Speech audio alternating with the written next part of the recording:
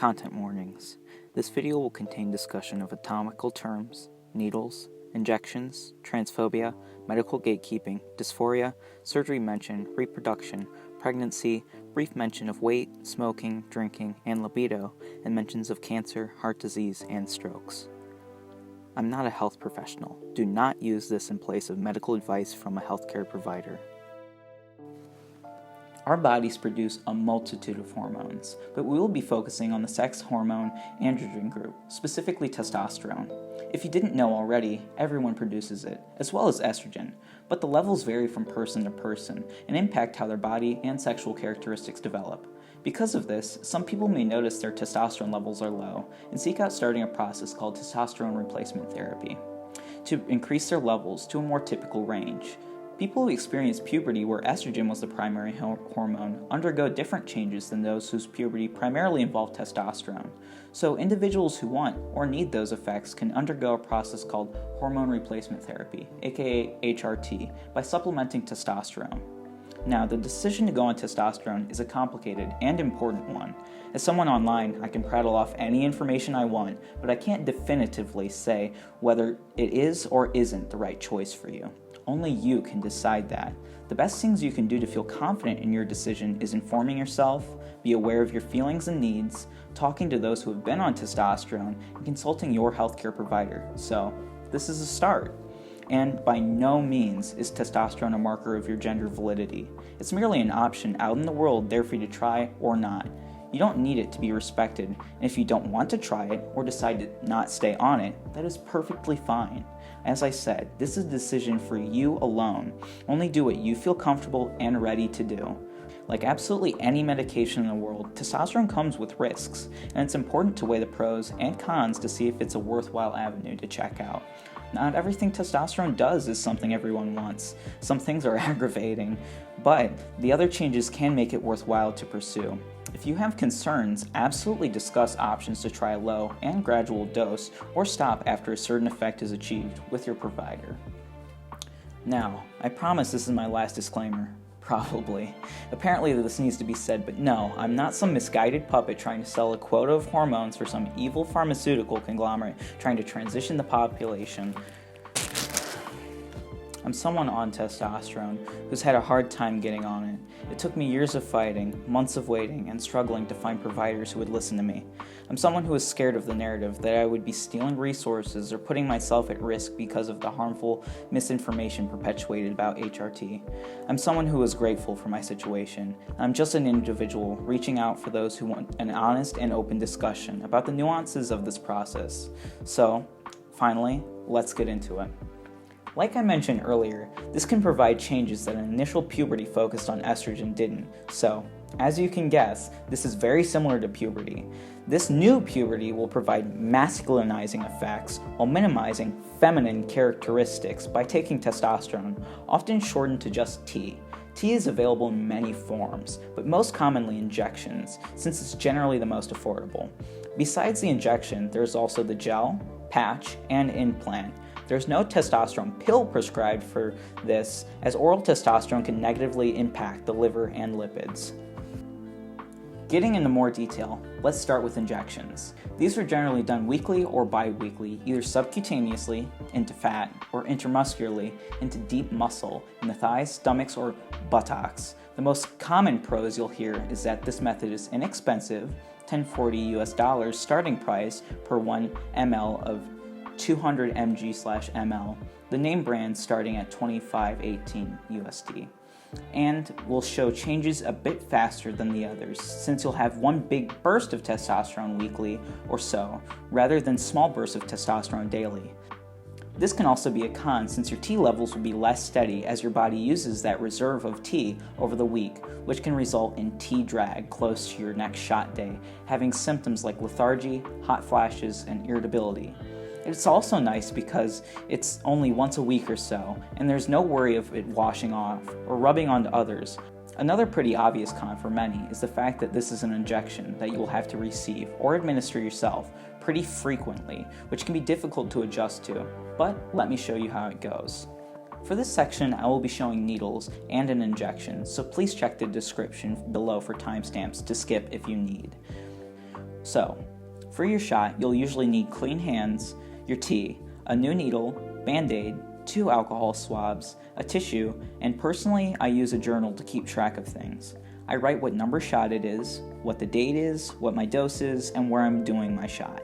Inside your tea box, you will have this little informational sheet, which is mostly things you've been over with your doctor. So, set that aside, and your tea vial right here. Now, we push the cap off of the vial with our thumb, and we will be using one of our alcohol wipes to clean off the top surface. While we wait for that to dry, it's time to prep the area. I inject my thigh, so I mark off the middle so I know where to inject. Then, I use my hand to measure the bottommost area to inject to clean off with the other alcohol wipe.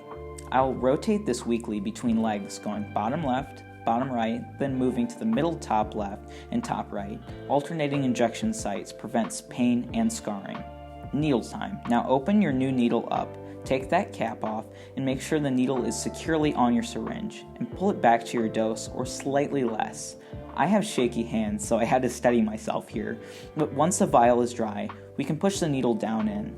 Then we can inject the air, then invert the vial to begin drawing the dose.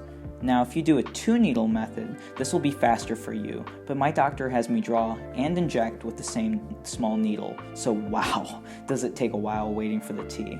We're going to wait for it to fill up a bit past our dose so we can make sure we have enough tea when it comes time to push the air out. Now that we have enough, we're going to gently tap the bubbles to the top, push that air out, and push the plunger exactly to our dose.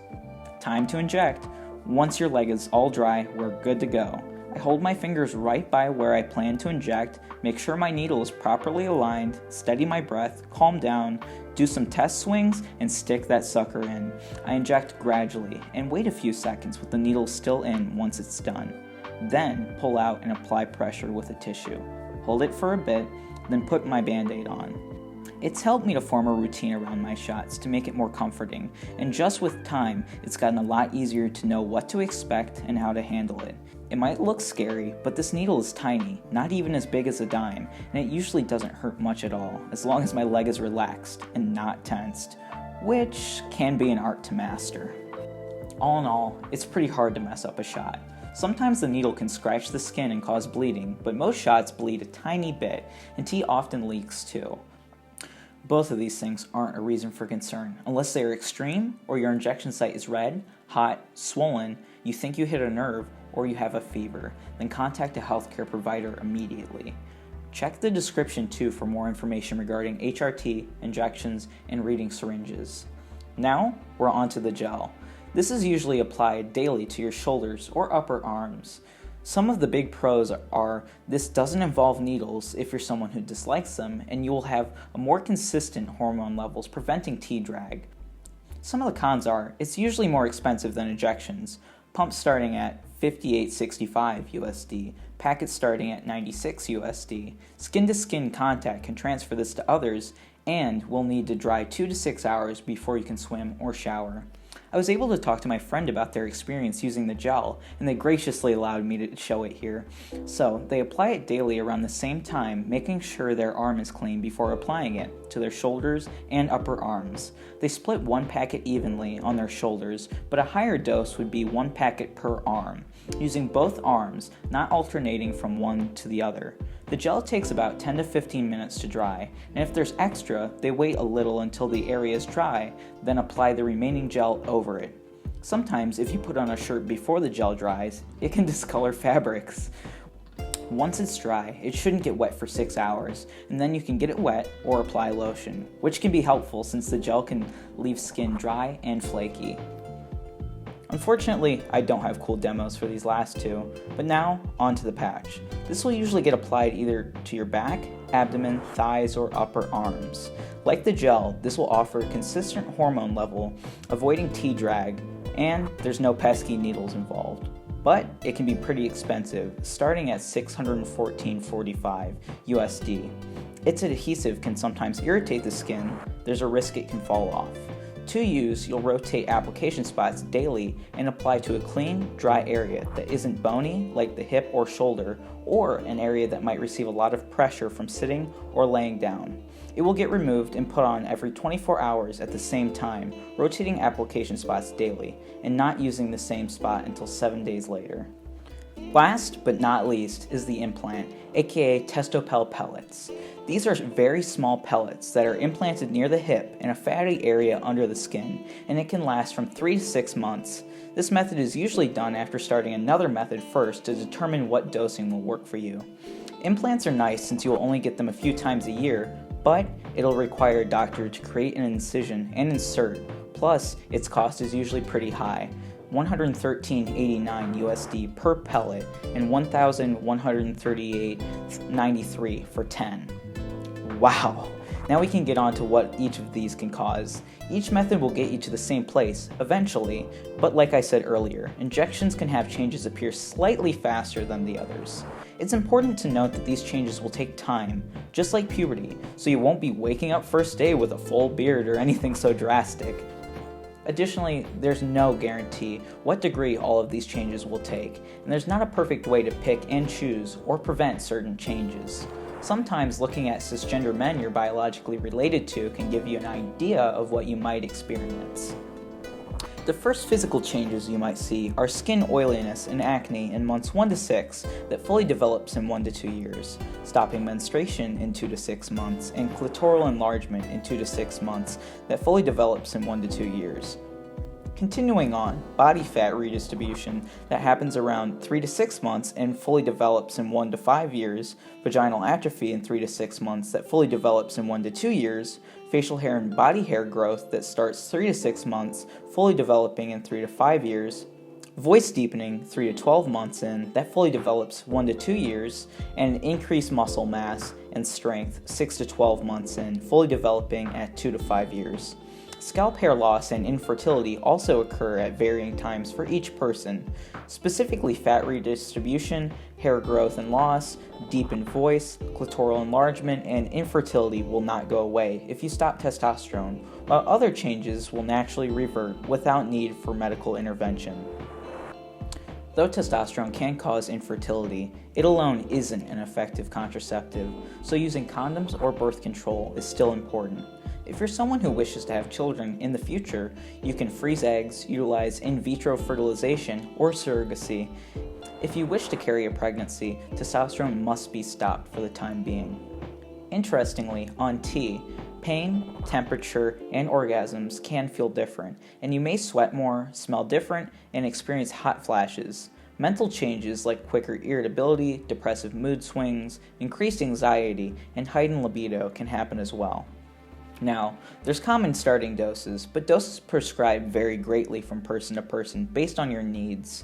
Taking a higher dose than what you were prescribed won't necessarily guarantee faster changes. It can actually convert excess testosterone into estrogen and have the opposite intended effect. Since testosterone is considered a controlled substance due to athletic misuse, altering your dose without a doctor's consultation, possessing it without a prescription, and giving it to someone else can result in fines and jail time. This routinely has caused many issues for trans people, as its controlled substance status can make getting refills and prescriptions filled correctly incredibly difficult at times. But overall, HRT is considered to be safe and beneficial to patients. There isn't much long-term research, but some potential risks are possible increased risk of heart disease, stroke, and diabetes, especially in those who smoke, are overweight, or have a family history of these issues. If your dose is too high, blood can become too thick, elevating risk of potential stroke, heart attack, and other conditions. If you have an autoimmune condition or migraines, changing hormone levels can impact these conditions. HRT is shown to have positive mental health impact, but it's recommended to consult a mental health provider if you have a condition prior to starting. Some misconceptions about T are that it can increase cancer risk, which hasn't been shown, though it's important to get relevant screenings. Related to that, it's not medically required to get a hysterectomy when on testosterone, but it is sometimes recommended because it can be difficult accessing inclusive gynecological care. Bottom growth is rumored to be painful, but it isn't necessarily, though it can be sensitive and a little awkward feeling until you adjust. T doesn't exactly change your sexuality or make you gay, but with time and increasing comfort, you might feel confident and want to explore more possibilities. Finally, T isn't a miracle medication that will make everything better. It's an important experience, but it comes with its own challenges as well. So, how do you start T? First step will be finding a provider. Finding one with experience treating trans patients and people for transitional purposes is important to make sure they can properly monitor your levels. Reaching out to local LGBT+ groups and asking your doctors for referrals can help the process, or you can try online programs like Plume.